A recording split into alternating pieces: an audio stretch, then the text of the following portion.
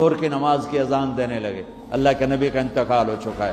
جب اشہد ان محمد پر پہنچے تو روتے روتے روتے آواز بند ہو گئی، اور جلدی سے اذان پوری کر کے نیچے آئے، کہا آج کے بعد قسم اٹھاتا ہوں اذان نہیں دوں گا، میرا نبی نہیں ہے تو اذان بھی نہیں ہے۔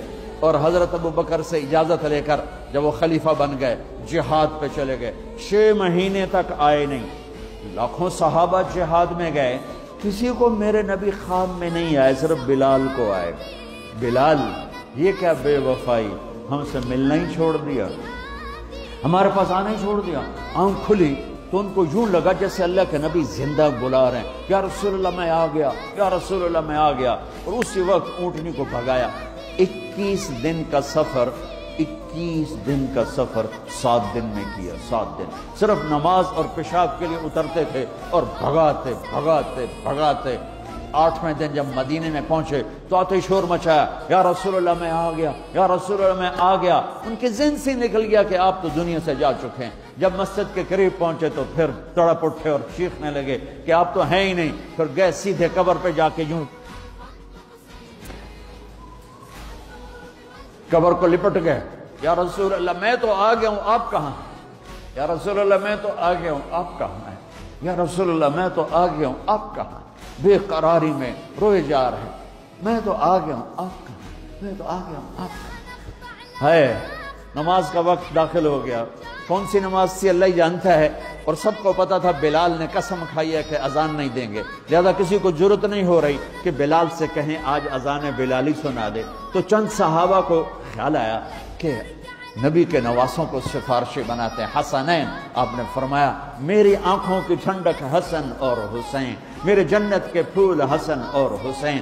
تو صحابہ آئے بچوں کے پاس، حسن حسین، کہ بچوں آج کسی کی نہیں چلے گی، تم بلال سے کہو اذان دے۔ تو یہ دونوں ننھے منھے بھائی، حسن 7 سال کے، حسین 6 سال کے، 10 مہینے کا فرق تھا دونوں بھائیوں۔ چچا ایک درخواست، کہ میرے ماں باپ آپ پہ قربان، آپ درخواست کیوں کہہ رہے ہیں؟ آپ امر کریں، آپ حکم کریں۔ کہنے لگے جیسے آپ ہمارے نانا کے لیے اذان دیتے تھے آج ہمارے لیے دے دو۔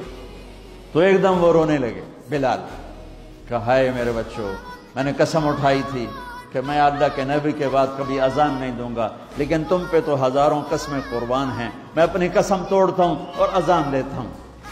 جب وہ چڑھنے لگے اس بی بی کے گھر، قریب ایک انصاری عورت کا گھر تھا جس کی چھت پہ چڑھ کے اذان دیا کرتے تھے، تو سانس رک گئے، سب کے آنکھیں پھٹ گئیں، اور وہ یوں منظر دیکھ رہے کہ آج بلال تو ہے، محمد مصطفیٰ نہیں ہے۔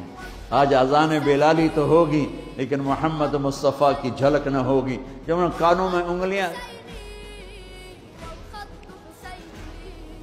جب انہوں نے اللہ اکبر کہا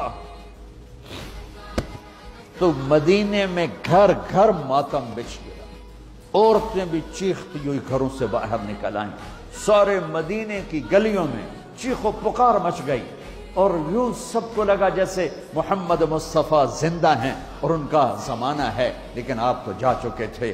یہ بلال کو جو رتبہ میرے رب نے دیا، یہ غلامی مصطفیٰ کی وجہ سے دیا ہے۔